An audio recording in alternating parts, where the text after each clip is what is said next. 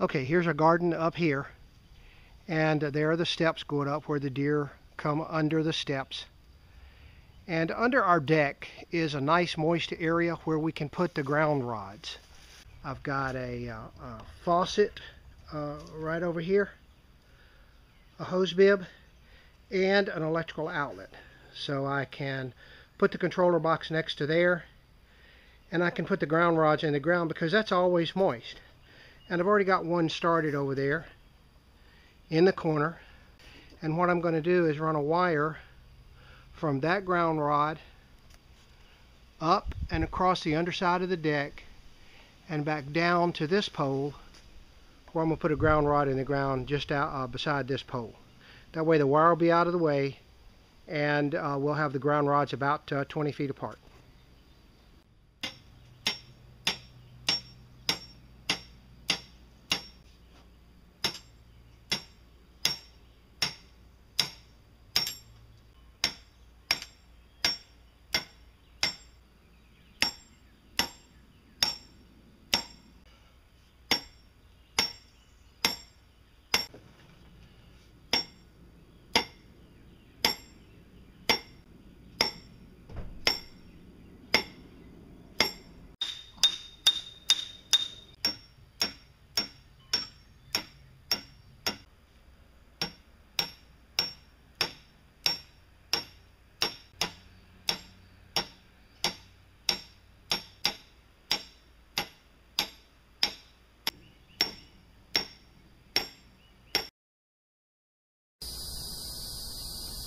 We've already put the posts in.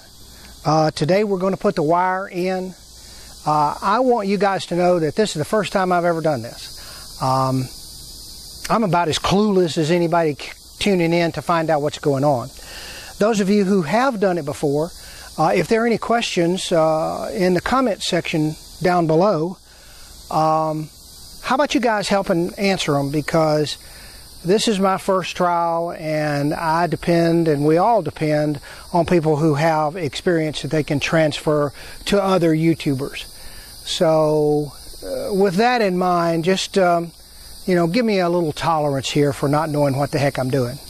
Also keep in mind that the purpose of this fence is not to fence in a herd of buffalo.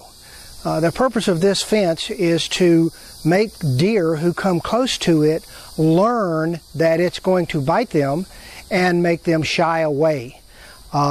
This little wire fence is not going to stop a deer from jumping over it.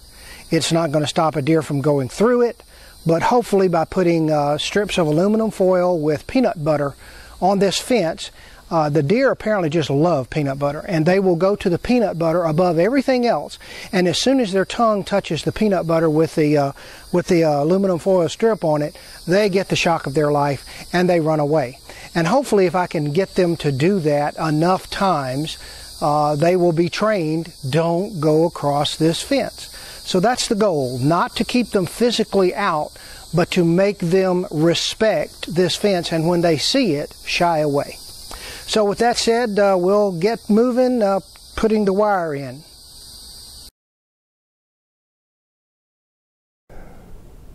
Hi all you YouTubers.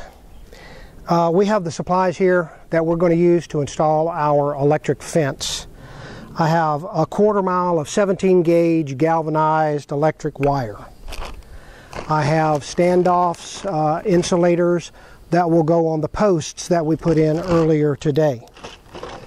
I have insulated wire that will go from the charge controller to the fence cable. This needs to be 20,000 volt insulation, because typically charged fences are in the thousands of volts, and normal electric cord or insulated wire or speaker wire or whatever you think you might want to use just won't work. I have a couple of fence connectors here so that I can open part of the fence to get in and out. I have the charge controller, or the energizer that will charge the fence. This one will go up to about 6,000 volts, I believe, depending on the length of the wire. When I hook to the ground rod, I can't just put it on with a little clamp or something, I need a special clamp. So I have the ground clamps for the a ground rod. It's a galvanized ground rod. You don't want to use a copper ground rod because you have galvanized wire and you have a copper ground rod, and what happens is galvanic action, which is caused by the electricity going through two dissimilar metals, will cause them to corrode real badly. So galvanized wire, galvanized ground rod. And then I have two tensioners here for the two wires. These are are very similar to the ratchets that you have on tie downs that you use for your truck. So that's the materials that we need, and if the rain stays away, we'll get started with the installation and I'll show you how that goes.